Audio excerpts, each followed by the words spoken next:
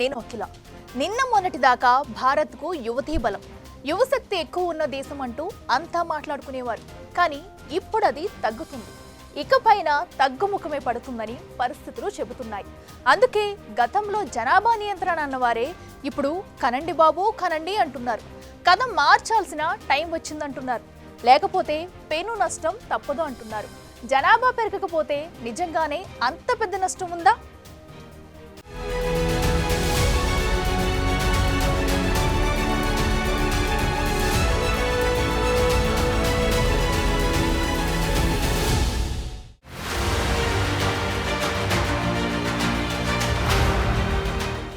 Right, జనాభా లెక్కల విషయంలో చైనా నుంచి మొదలు పెడదాం. ఒకప్పుడు చైనా ప్రపంచంలోనే ఎక్కువ జనాభా ఉన్న దేశంగా ఉండేది. కానీ భారత్ దాన్ని అధిగమించింది. సేమ్ కట్ చేస్తే ఇప్పుడు వరుసగా 3వ ఏడాది చైనాలో జనాభా తగ్గిపోయినట్లు లెక్కలు రిలీజ్ చేసింది. దీంతో అక్కడ భయాలు పెరుగుతున్నాయి. ఎందుకంటే ఓవైపు వృద్ధుల జనసంఖ్య పెరుగుతోంది, అదే సమయంలో పనిచేసే యువత సంఖ్యలో తగ్గుదల స్పష్టంగా కనిపిస్తోంది. చైనా ఒక్కటే కాదు, తూర్పు ఆసియాలో జపాన్, సౌత్ కొరియా, హాంకాంగ్ లోనూ జనాభా పడిపోయింది. ఎందుకు కారణం? పెరుగుతున్న ఖర్చులు, విద్య, ఉద్యోగం అనేసరికి పెళ్లిళ్లు, ఆ తరువాత సంతానాలు వాయిదా పడుతున్నాయి. చైనాకు బలం ఆ దేశ జనాభాని. ప్రపంచంలో ప్రస్తుతం 2వ అతిపెద్ద ఆర్థిక వ్యవస్థగా ఉంది. ఇది ఫస్ట్ ప్లేస్ కు రాకముందే వృద్ధుల సంఖ్య పెరిగి రివర్స్ అవుతుందన్న భయాలు వారిని వెంటాడుతున్నాయి. 2100 నాటికి చైనా జనాభా 73 కోట్లుంటుందన్న అంచనాలు ఆ దేశ ఆర్థిక వ్యవస్థకు పెను సవాలే.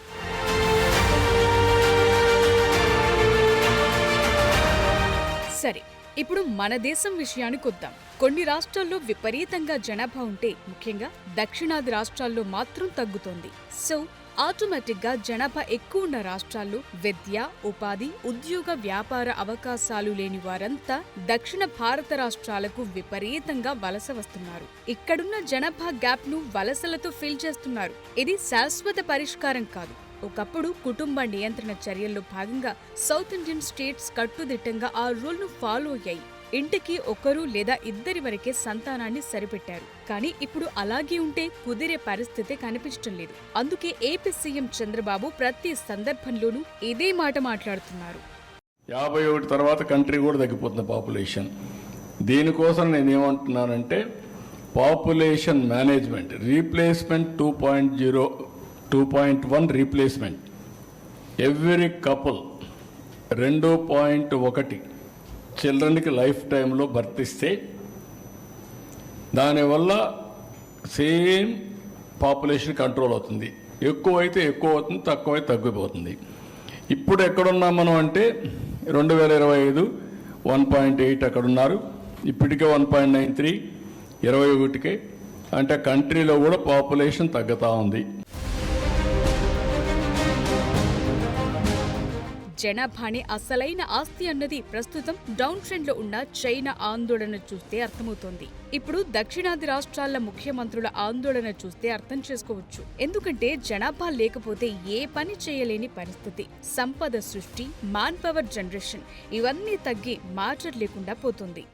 సౌత్ ఇండియా మొత్తం డేంజర్ ట్రెండ్లో ఉంది. Danger signals మోగుతున్నాయి.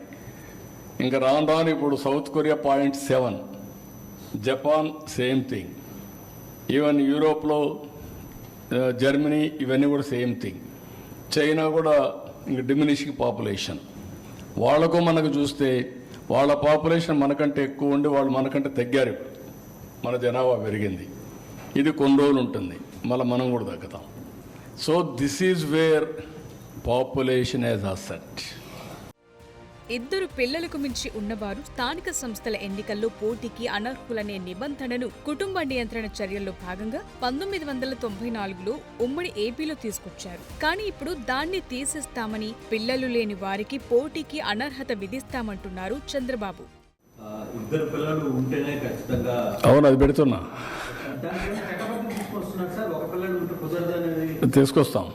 అప్పుడు తీసుకొచ్చాం కదా, మళ్ళా తీసుకొస్తాను. ఆ రోజు ఆ చట్టం రిలవెంట్, ఇప్పుడు ఈ చట్టం రిలవెంట్. ఇప్పుడు ఏది చూసినా family, big family is the నామ్. Family as a unit, empowerment is the reality. I want do everything. లేదు, పిల్లలు లేకపోతే పోటీ లేదు. మీరు పిల్లల కన్నాక ఏమన్నా బయట పోయినా పర్వాలేదు, మీరు ఎలిజిబుల్. సమాజానికి వదిలిపెట్టాలి మీరు. భారత జనాభా 2060ల నాటికి గరిష్ట స్థాయికి చేరుకుంటుందని, ఆ తరువాత అది క్రమంగా తగ్గుముఖం పడుతుందని అంచనా వేస్తున్నారు. ఒకరిద్దరినే కనాలి, వారికి మంచి చదువు, మంచి ఆరోగ్యం, మంచి భవిష్యత్ కల్పించేలా చూసుకోవాలన్న కాన్సెప్ట్తో చాలా మంది ఉంటున్నారు. ఇవాల్టి రోజుల్లో కాస్ట్ ఆఫ్ లివింగ్ చాలా పెరిగింది. ఎంత సంపాదించినా డైలీ ఖర్చులకే సరిపోతుండటంతో మధ్యతరగతి జనం చాలా వరకు ఒకరిద్దరు సంతానంతోనే సరిపెడుతున్నారు. ఈ రోజుల్లో ఇద్దరు పిల్లల కంటే ఎక్కువ మందిని కనేందుకు ఎవరూ సిద్ధంగా లేరు. ఎందుకంటే ఆ స్థాయి ఖర్చులను భరించే స్తోమత ఉండటం లేదు. కానీ ఇది దేశానికే, అందులోనూ సౌత్ ఇండియాకు పెద్ద ఎత్తున నష్టం కలిగించే పరిణామంగా మారుతోంది.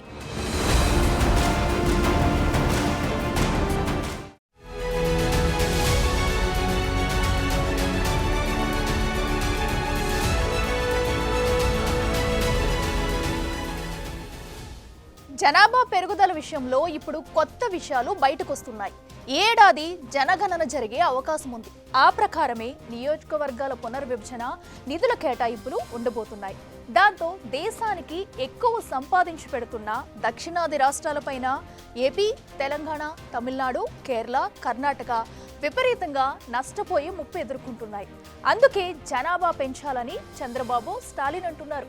మరోవైపు జనాభా ప్రకారం కాకుండా రాష్ట్రాల పన్నుల వాటా ఆధారంగా నిధులు డిస్ట్రిబ్యూషన్ ఉండాలని తెలంగాణ సీఎం రేవంత్ రెడ్డి వాదిస్తున్నారు. మరి సౌత్ ఇండియాకు జరగబోయేదేంటి?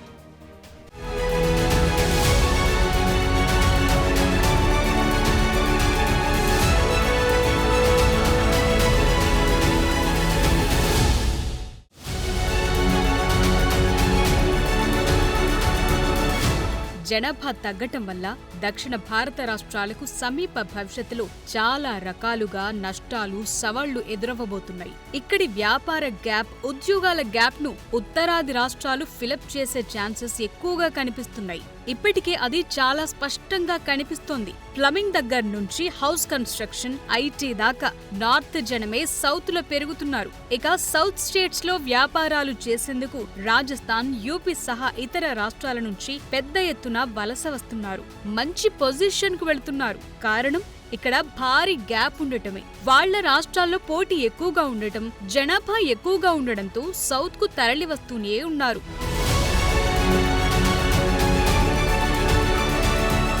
రైట్, ఈ ఏడాది జనగణన జరగబోతోంది.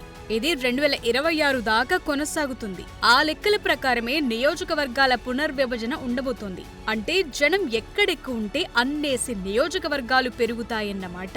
అదే జరిగితే జనం తక్కువగా ఉన్న సౌత్ లో నియోజకవర్గాల్లో పెద్దగా మార్పు ఉండదు. అదే టైంలో నార్త్ లో, ముఖ్యంగా యూపీ, బీహార్, రాజస్థాన్, మధ్యప్రదేశ్ వంటి చోట్ల విపరీతమైన జనాభాతో ఎక్కువ సీట్లు పెరిగే అవకాశం ఉంటుంది. సీట్లు ఒక్కటే కాదు, నిధుల పంపిణీ కూడా జనాభా ఆధారంగానే జరుగుతుంది. ఇప్పుడు కూడా అలానే నడుస్తోంది. అందుకే సౌత్ స్టేట్స్ చాలా అటెన్షన్తో ఉన్నాయి. కేంద్రం నుంచి అందాల్సిన నిధులపై తీవ్ర ప్రభావం చూపిస్తాయని దక్షిణాది రాష్ట్రాలు ఆందోళన చెందుతున్నాయి.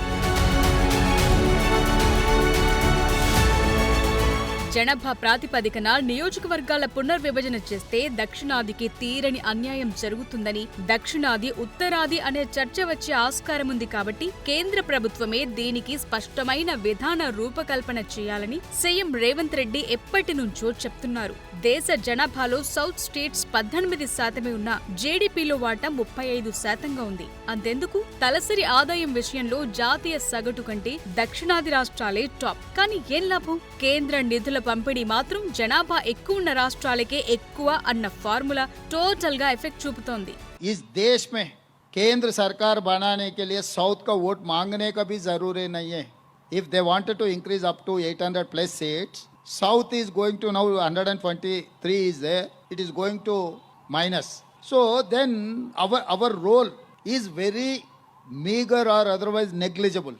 हम इकोनॉमी इतना कंट्रीब्यूट कर रहा है, जो गवर्नमेंट ऑफ इंडिया जो इंस्ट्रक्शन दिया हुआ है, हर instruction we are obliging. In other hand government of India is ready to punish because of Narendra Modi ji. तो ये मामला कहाँ तक लेकर जाएंगे? हम क्यों खामोश बैठेंगे? हम लोग तो आवाज़ उठाना ही पड़ता है ना, जब हमारा हक किसी ने छीन ले रहा है. तो हमारा हक छीनने के लिए कोशिश किए तो naturally south north argument automatically it will come up. 1970లో కేంద్ర ప్రభుత్వం జనాభా నియంత్రణ కార్యక్రమాలు చేపట్టింది. వీటిని సౌత్ స్టేట్స్ పక్కాగా అమలు చేసి అభివృద్ధికి బాటలు వేశాయి. కానీ ఉత్తరాది రాష్ట్రాలు జనాభాను కంట్రోల్ చేయలేకపోయాయి. అదుపు చూసుకోకుండా పెంచుకుంటూ వెళ్లాయి. ఇదే ఇప్పుడు సమస్యగా మారుతోంది. జనాభాను నియంత్రించుకుని ఇప్పుడు ఏపీ, తెలంగాణ, తమిళనాడు, కేరళ, కర్ణాటక నష్టపోవాల్సిన పరిస్థితి వచ్చింది. జనసంఖ్య అదుపు చేసుకోలేకపోయిన ఉత్తరాది రాష్ట్రాలు లాభపడే సీన్ ఏర్పడింది. అందుకే జనాభా ప్రాతిపదికన నిధుల బట్వాడా కాకుండా ఆర్థికంగా మంచి పర్ఫార్మెన్స్ చూపే ఆధారంగా ఇవ్వాలంటున్నారు. అది జరగాలంటే రాజ్యాంగంలోని ఆర్టికల్ 81 కు సవరణ చేయటం ద్వారా దక్షిణ భారత రాష్ట్రాలు నష్టపోకుండా కొత్త ఫార్ములా తీసుకురావాలి. కానీ ఇది చేసేదెవరు? దక్షిణాది రాష్ట్రాల ముఖ్యమంత్రుల వాదన వినేదెవరన్న చర్చ జరుగుతోంది.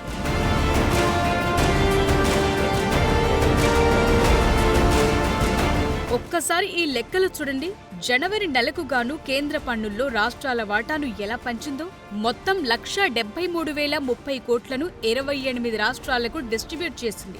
ఇందులో బిమారు స్టేట్స్ అని 4 రాష్ట్రాలకు పేరుంది. అవి బీహార్, మధ్యప్రదేశ్, రాజస్థాన్, ఉత్తరప్రదేశ్. ఇందులో బీహార్ కు ఏకంగా 17,403 కోట్లు, మధ్యప్రదేశ్ కు 13,582 కోట్లు, రాజస్థాన్ కు 10,426 కోట్లు, ఇక ఉత్తరప్రదేశ్ కు ఏకంగా 31,039 కోట్లు పంచింది కేంద్రం. ఇది 2025 జనవరి పన్నుల వాటా లెక్కలు. ఇందులో టాప్ 3లో బిమారు రాష్ట్రాలైన యూపీ, బీహార్, మధ్యప్రదేశే ఉన్నాయి. మరి ఆ రాష్ట్రాల నుంచి కేంద్రానికి వెళ్లింది గోరంత, తీసుకున్నవి కొండంత. అది మ్యాటర్.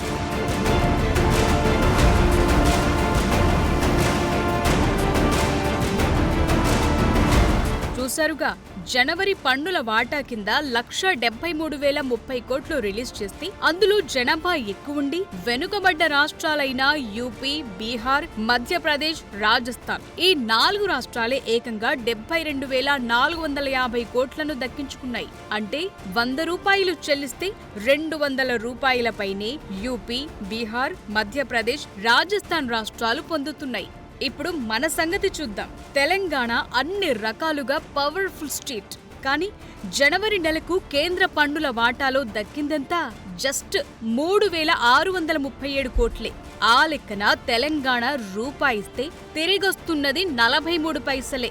ఓవరాల్ గా చూస్తే కేంద్రానికి పన్నుల రూపంలో తెలంగాణ ఇచ్చేది 3 లక్షల కోట్లయితే తెలంగాణ తిరిగి పొందుతున్నది 1.68 లక్షల కోట్లే. ఎంత వ్యత్యాసముందో చూడొచ్చు. దక్షిణాది రాష్ట్రాలు కేంద్రానికిచ్చేది 22.26 లక్షల కోట్లయితే 5 సౌత్ స్టేట్స్ కు తిరిగొస్తున్నది 6.42 లక్షల కోట్లే. ప్రత్యక్ష పన్నుల వసూళ్లలో దక్షిణాది రాష్ట్రాల వాటా 23.5% అయితే ప్రత్యక్ష పన్నుల వసూళ్లలో ఉత్తరాది రాష్ట్రాల వాటా కేవలం 9.7%. అయినా సరే నిధుల ప్రవాహం వారికే ఎక్కువ. 5 దక్షిణాది రాష్ట్రాలు చెల్లిస్తున్న పన్నులెంత, తిరిగి 5 దక్షిణాది రాష్ట్రాలకు కేంద్ర ప్రభుత్వం ఇస్తున్నదెంత, ఒక్క ఉత్తరప్రదేశ్కి ఇస్తున్నదెంత అనేది కూడా ఇవాళ చర్చించాల్సిన అవసరం ఉన్నది అధ్యక్ష.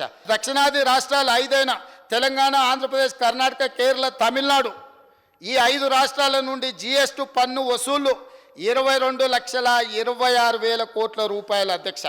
కానీ తిరిగి ఈ 5 రాష్ట్రాల కేంద్ర ప్రభుత్వం ఎంత ఇచ్చిందంటే 6,42,000 కోట్ల రూపాయలు మాత్రమే. సో నార్త్ రాష్ట్రాల్లో జనాభా ఎక్కువ, సంపద సృష్టి తక్కువ. కేంద్రం నుంచి ఎన్ని నిధులిచ్చినా ఇప్పటికీ అభివృద్ధి చెందలేకపోతున్నాయి. కేవలం జనాభా ఎక్కువ ఉందన్న కారణంతోనే ఈ రాష్ట్రాలకు అధిక నిధులు అందుతున్నాయి. ఈ రాష్ట్రాల నుంచి వచ్చే పన్నుల వాటా తక్కువే, దేశ జీడీపీలో వాటా తక్కువే, అన్ని తక్కువే, జనాభానే ఎక్కువ.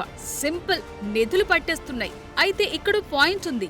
ఇది మన దేశం, మనందరి దేశం. ఇందులో సంపన్న రాష్ట్రాలున్నాయి, పేద రాష్ట్రాలు ఉన్నాయి. సో పేద రాష్ట్రాలను ఆదుకోవటం కూడా మన బాధ్యతే. కానీ ఆ అవకాశాన్ని ఉత్తరాది రాష్ట్రాలు ఏళ్లకేళ్లు సద్వినియోగం చేసుకోలేకపోతున్నాయి. అందుకు కారణాలు చాలా ఉన్నాయి. జస్ట్ ఈ ఎగ్జాంపుల్ చూడండి.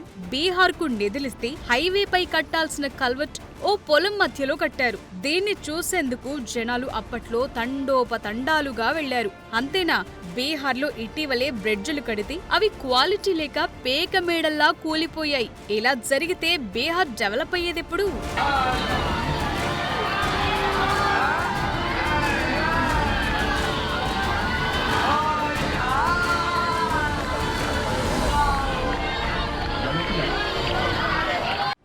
నియోజకవర్గాల పునర్విభజన జరిగితే యూపీలో ఇప్పటికే ఉన్న 80 లోక్సభ స్థానాలకు మించి విపరీతంగా పెరుగుతాయి. బీహార్ పరిస్థితి కూడా అదే. సో చెప్పాలంటే ఈ బిమారు రాష్ట్రాల్లో గెలిస్తే చాలు, కేంద్రంలో అధికారం మనదే అనుకునే పరిస్థితి రాజకీయ పార్టీలకొస్తుంది. అదే జరిగితే ఆ రాష్ట్రాలకే నిధుల ప్రవాహం కొనసాగుతుంది. అందుకే దక్షిణాది రాష్ట్రాల సీఎంలు కలవరపడుతున్నారు. ఉత్తరాది రాష్ట్రాలకు దశాబ్దాల తరబడి ఆర్థిక సహాయాలందుతున్నాయి. అయినా వెనుకబాటుతనం నుంచి ఆ రాష్ట్రాలు బయటపడలేకపోతున్నాయి. పైగా ఇప్పుడు జనాభా ప్రాతిపదికన నియోజకవర్గాల పునర్విభజన చేసి నిధులు బట్వాడా చేస్తే ఇంకెంత లాభపడేవి అవే. అదే సమయంలో ఇంకా నష్టపోయేవి దక్షిణాది రాష్ట్రాలే. మరి రూల్స్ మారుస్తారా, అలాగే కానిస్తారా అన్నది కీలకం కాబోతోంది.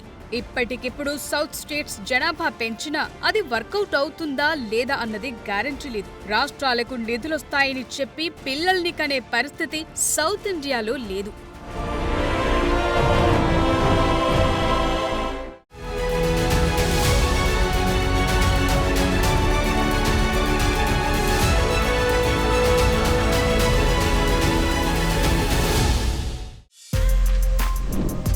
For more videos like this, subscribe Big TV channel.